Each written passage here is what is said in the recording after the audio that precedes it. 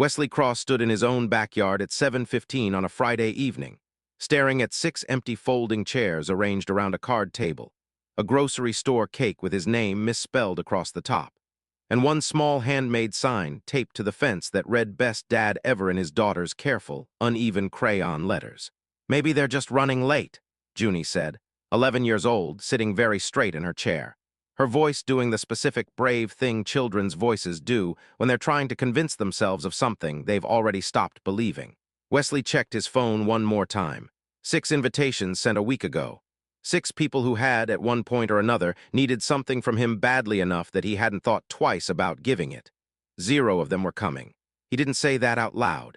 He just refilled Junie's lemonade and told her the candles would still work whether anyone else showed up or not. He had no idea that in less than an hour, a stranger's truck was going to pull up to the wrong address next door, and that the woman stepping out of it already knew his name, though not his face, and was about to learn something about him that would change everything by morning. Remember the 6 chairs. Every single one of them is about to matter. If you believe the people who quietly help everyone around them are usually the ones nobody remembers to help back, stay with me, because tonight is going to prove exactly that. Subscribe now so you don't miss where this goes. Wesley was 40 years old as of tonight, a delivery driver for a regional logistics company, raising Junie alone since her mother left when Junie was 4, a departure Wesley had never spoken badly about to his daughter even once, despite everything it had cost him. He worked long routes, tight margins, and somehow still managed, over the past year alone, to help exactly the 6 people currently not showing up to his birthday. Remember each of them. This part matters more than the party does.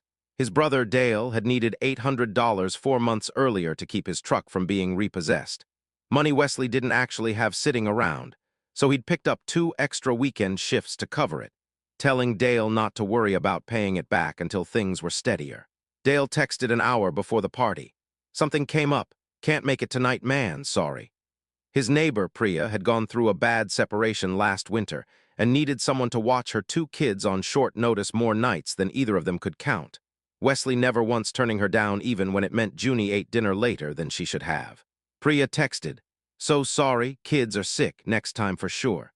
His coworker Reggie had been short on rent twice in the last 8 months, and Wesley had quietly covered part of it both times without ever mentioning it to their manager or anyone else at work. Reggie didn't text at all. He simply didn't show. His old friend from high school, Marcus, had needed a place to stay for 6 weeks after a bad breakup, and Wesley had given him the couch without hesitation, no timeline, no pressure. Marcus sent a message 40 minutes before the party. "Can't swing it tonight, work stuff." His landlord's wife, Elaine, had once needed someone to drive her to a hospital at 2 in the morning when her husband was out of town, and Wesley had done it without a second thought, staying in the waiting room until someone else arrived. She texted, "So sorry, Wesley, we have a thing tonight, hope it's a good one." And a former neighbor named Todd, who Wesley had helped move apartments twice for free, hauling furniture on 2 separate Saturdays, simply never responded at all. 6 people, 6 moments where Wesley had shown up without being asked twice, 0 of them showing up for one evening in return. "Dad," Junie said quietly, watching him check his phone one more time, "did something happen? Are they mad at us?" Wesley put the phone face down on the table. "No, sweetheart, people get busy, it happens." He didn't tell her the truth, which was that something in his chest had gone very quiet and very heavy, the specific ache of realizing that kindness given freely doesn't always come with any guarantee of being remembered, let alone returned. He lit the candles anyway. It was at exactly that moment, candle smoke curling up from a cake meant for 8 and now serving 2, that a delivery truck idled uncertainly at the curb next door, its driver checking an address against her GPS with visible confusion. The woman who stepped out wasn't the driver. She was a passenger, in the truck by coincidence, having asked for a ride after her own car broke down 2 blocks over on her way home from a late meeting. She glanced toward the small backyard, gathering out of simple, idle curiosity, while the driver double-checked the delivery address. "Happy birthday," she called over, mostly out of politeness, noticing the sign on the fence. "Thank you," Junie called back, delighted by any attention at this point. "It's my dad's birthday. Nobody came except me." The woman smiled automatically.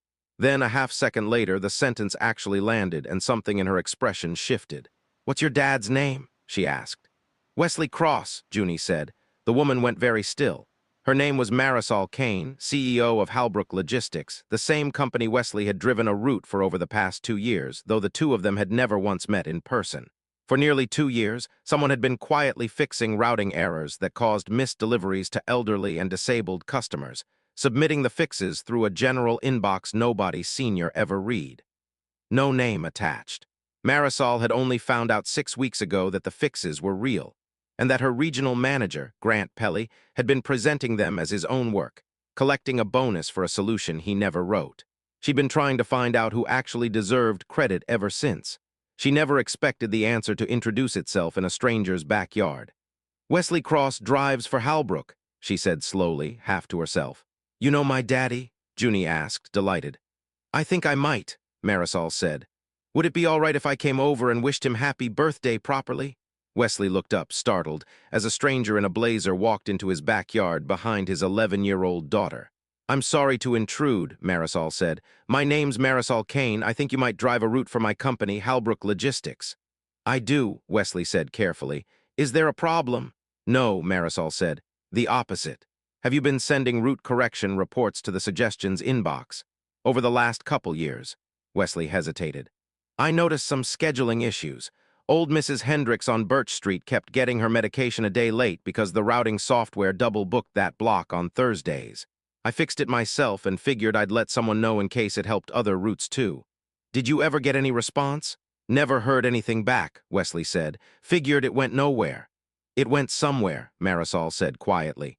"It just went to the wrong name."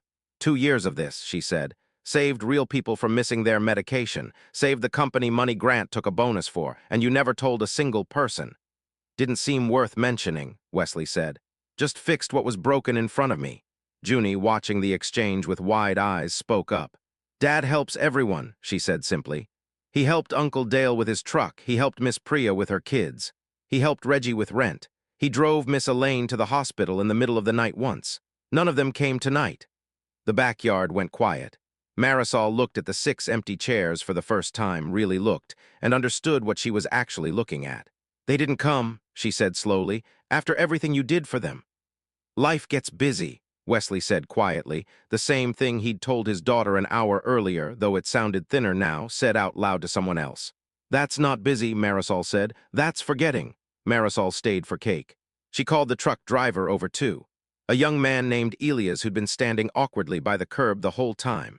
And the 4 of them sat around the small table meant for 8, eating a slightly lopsided cake with a misspelled name, while Junie explained in great detail exactly why 40 candles took an unreasonably long time to blow out in one breath. Before she left, Marisol turned to Wesley. "Monday morning, come into the regional office, not as a driver.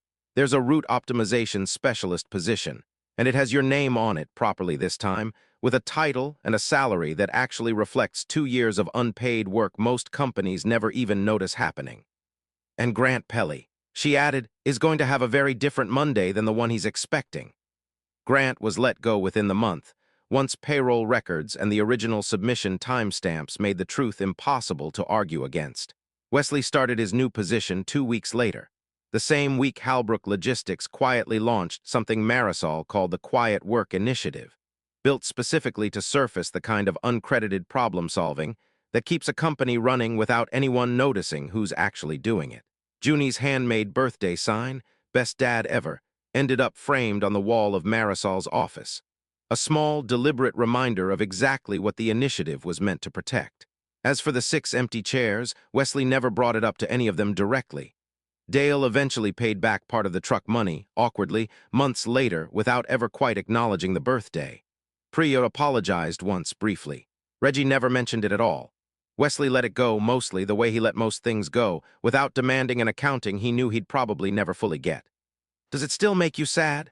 Junie asked him. Months later, the 2 of them at a proper birthday dinner the following year, this time with 3 real friends from Wesley's new position filling seats that had once sat empty. "A little," Wesley admitted.